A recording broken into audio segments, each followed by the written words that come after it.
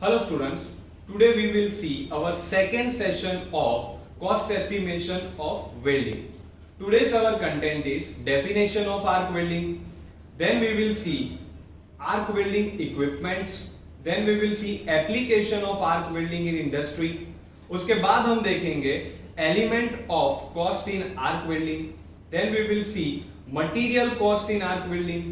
उसके बाद हम देखेंगे labour cost in arc welding and at the last of our session we will discuss procedure of cost estimation in arc welding. So let's start with definition of arc welding. Students, arc welding में क्या होता है वो हमने last session में भी देखा था कि इलेक्ट्रिसिटी का यूज होता है कि जो ट्रांसफॉर्मर में से जो या जनरेटर में से जो इलेक्ट्रिसिटी आती है वो वायर के थ्रू इलेक्ट्रिसिटी आपके इलेक्ट्रोड जो आपका इलेक्ट्रोड होता है वहां पे जाती है. जो इलेक्ट्रोड होल्डर होता है उसके अंदर आपने इलेक्ट्रोड भराया होता है तो उसके अंदर वो इलेक्ट्रिसिटी पास होती है. उससे क्या होगा कि हीट जनरेट होगी. जो इलेक्ट्रिसिटी है वो हीट एनर्जी में कन्वर्ट होगी और हीट जनरेट होगी और उसके मदद से क्या होगा जो डिसिमिलर मेटल है या फिर सिमिलर मेटल वो दोनों ज्वाइंट हम कर पाएंगे with the help of heat. तो इनिशियली क्या होता है दोनों जो मेटल होती है वो सेपरेट होती है. दोनों जो मेटल होती है वो सेपरेट होती है बट जब आप ट्रांसफॉर्मर में से करंट दोगे तो वो जो करंट है वो इलेक्ट्रोड पे जाएगा और at the end of your process दोनों जो मेटल है वो ज्वाइंट हो जाएगी. हमने उस वक्त भी बताया था कि जो दो ज्वाइनिंग होता है वो इतना स्ट्रांग होना चाहिए कि जो टूटना नहीं चाहिए, राइट. और during the arc welding students क्या होता है जो स्लैग होता है वो ज्वाइनिंग के थ्रू वहां पे डिपोजिशन होता है तो वो जो स्लैग होता है वो फिर हमें हैमर से रिमूव करना पड़ता है क्योंकि वो आर्क वेल्डिंग में as a form of wastage होता है कि वो जो स्लैग होता है वो उसको आपको वहां से रिमूव करना पड़ता है, right students. In our next slide we can see arc welding equipments. अभी अगर आपको आर्क वेल्डिंग का सेटअप बनाना हो तो कौन कौन से इक्विपमेंट चाहिए वो यहाँ पे आप देख सकते हो. तो सबसे पहला जो इक्विपमेंट है दैट इज जनरेटर और ट्रांसफॉर्मर. वो डीसी सप्लाई मतलब कि डायरेक्ट करंट का भी हो सकता है या फिर एसी यानी कि अल्टरनेट करंट का भी वो हो सकता है. अभी मार्केट में आप देखने जाओ तो कई और सारे वोल्टेजेस के हिसाब से भी ट्रांसफॉर्मर मिलते हैं जिसको आप as a electricity supply during the arc welding use कर सकते हो. वो आपकी जो एप्लीकेशन होती है उसके हिसाब से अंदर जो वोल्टेजेस होते हैं वो वहां पे सेट किए होते हैं. तो वो जो इक्विपमेंट होता है उसको आप कहीं पे भी ले जा सकते हो क्योंकि वो इजीली मूवेबल होता है तो वो आप कहीं पे भी ले जा सकते हो और आर्क वेल्डिंग वहां पे कर सकते हो क्योंकि आर्क वेल्डिंग में जो मेन थिंग है वही है इलेक्ट्रिसिटी का सप्लाई होता है. तो वो आप एज अ ट्रांसफॉर्मर या फिर जनरेटर के फॉर्म में वहां पे यूज कर सकते हो. दूसरा जो इक्विपमेंट है दैट इज टू केबल. अभी आर्क वेल्डिंग में दो केबल यूज होते हैं. First cable is for work and second cable is for electrode. जो इलेक्ट्रोड का केबल है उसका काम क्या होता है जो ट्रांसफॉर्मर या फिर जनरेटर होता है उसमें से जो करंट आता है वो वायर के थ्रू इलेक्ट्रोड के ऊपर जाता है.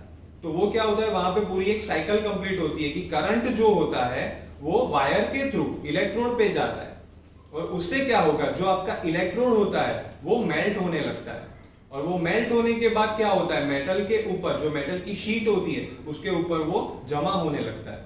तो यहाँ पे दो केबल यूज होते हैं. First is for a work मतलब क्या होता है जो आप वेल्डिंग करते हो उसके लिए होता है और सेकेंड जो सप्लाई होता है that is for electrode current मतलब कि इलेक्ट्रोड के अंदर जो हमें करंट डालना होता है वो इस केबल के थ्रू हम डालते हैं. उसके बाद होता है जो नेक्स्ट इक्विपमेंट है दैट इज इलेक्ट्रोड होल्डर. ये जो इलेक्ट्रोड होता है वो एक थीन वायर के फॉर्म में होता है तो उसको जस्ट होल्ड करने के लिए हमें एक इलेक्ट्रोड होल्डर की वहां पे जरूरत पड़ती है. तो इलेक्ट्रोड होल्डर के अंदर हम इलेक्ट्रोड को फिक्स कर देते हैं. उसके बाद आता है इलेक्ट्रोड. इलेक्ट्रोड जो होता है वो इंडियन स्टैंडर्ड के अकॉर्डिंग मार्केट में प्रॉपर डायमेंशंस के हिसाब से मिलते हैं.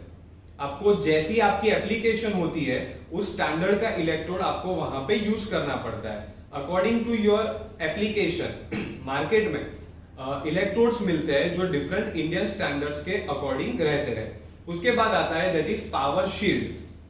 अभी जो नेक्स्ट इक्विपमेंट्स आप देख रहे हो that is power shield, gloves, उसके बाद आता है goggles and shoes. These all are equipments must be there for your safety क्योंकि जब आप आर्क वेल्डिंग करते हो तो उसके जो रेज होते हैं वो इतने स्ट्रॉन्ग रहते हैं कि अगर वो आपकी आंख में डायरेक्टली चले गए, अगर आपने नेकेड आई से वो वेल्डिंग किया और आपकी आंख में चले गए, तो that is totally harmful for your eyes. तो वो नहीं हो, उसके लिए आपको एक पावर शील्ड चाहिए या फिर गोगल्स आपको पहनने पड़ते हैं। तो उससे क्या होता है कि ये जो पावरफुल रेज अगर आपकी आंख में जाए तो आपकी आंख को कोई नुकसान नहीं हो। ग्लोव्स हम क्यों रखते हैं? क्योंकि ये इलेक्ट्रिसिटी यहाँ पे यूज होती है और ड्यूरिंग अ वेल्डिंग क्या होता है, हीट एनर्जी प्रोड्यूस होती है।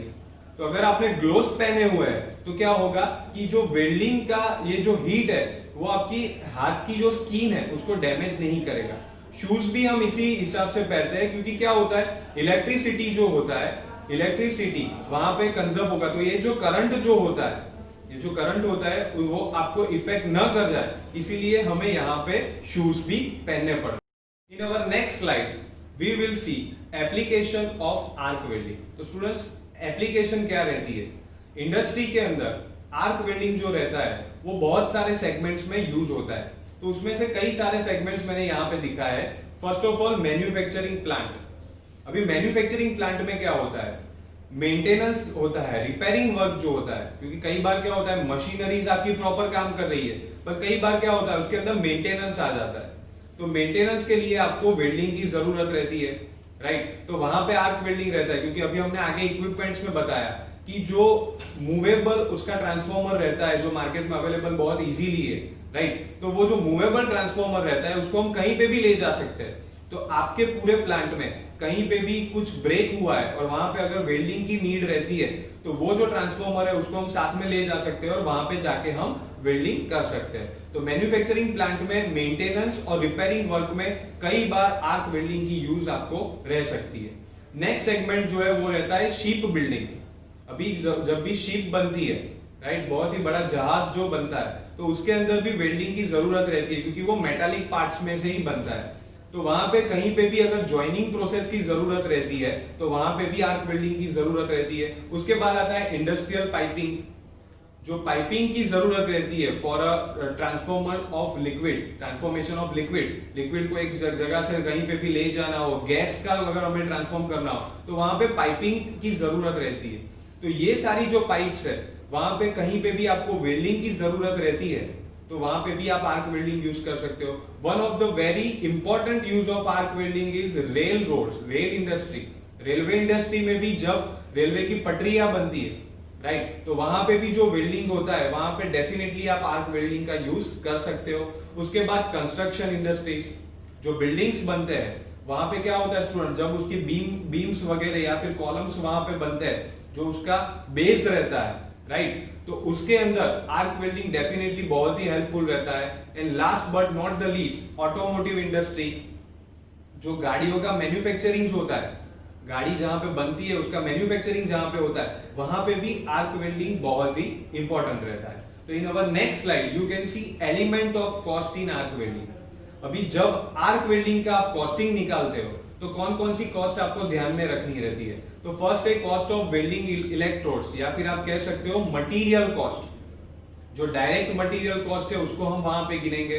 उसके बाद आएगा लेबर कॉस्ट। अभी आर्क वेल्डिंग है तो वहां पे इलेक्ट्रिसिटी तो है ही, तो आपको पावर कॉस्ट भी ध्यान में रखना पड़ेगा। उसके बाद आता है ओवरहेड कॉस्ट, राइट, ओवरहेड जो ज्यादा का कोई भी एक्सपेंस हुआ है वो हम वहां पे गिनेंगे। और लास्ट में हम गिनेंगे दैट इज फिनिशिंग कॉस्ट पर वेल्डिंग ट्रीटमेंट कॉस्ट। जो फिनिशिंग कॉस्ट होती है, जो वेल्डिंग होने के बाद गिनी जाती है, उसको हम वहां पे गिनेंगे। So in our next slide you can see material cost for arc welding. जब आर्क वेल्डिंग की कॉस्ट आप निकालते हो तो कौन कौन से मटेरियल है जो आपको गिनने पड़ेंगे? तो सबसे पहले है बेस प्लेट, जो मटेरियल आप यूज कर रहे हो, जो रॉ मटेरियल है वो आपको गिनना पड़ेगा। उसके बाद आएगा one of the very important part that is welding electrode. जो इलेक्ट्रोड आपने यूज किया है उसकी कॉस्ट हमें वहां पे गिननी पड़ेगी, क्योंकि ड्यूरिंग अ वेल्डिंग जरूरी नहीं है कि एक ही इलेक्ट्रोड में आपका वेल्डिंग हो जाए, कई सारे इलेक्ट्रोड्स वहां पे यूज होंगे, तो उसकी कॉस्ट डेफिनेटली हमको गिननी पड़ेगी।